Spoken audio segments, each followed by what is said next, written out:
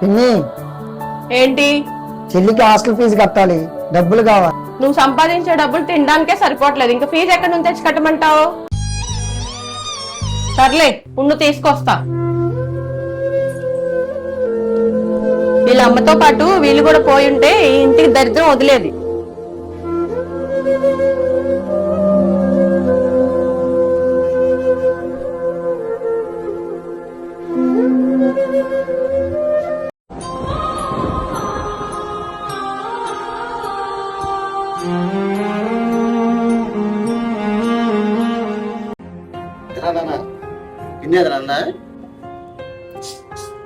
ఏమనలేదు నాన్న.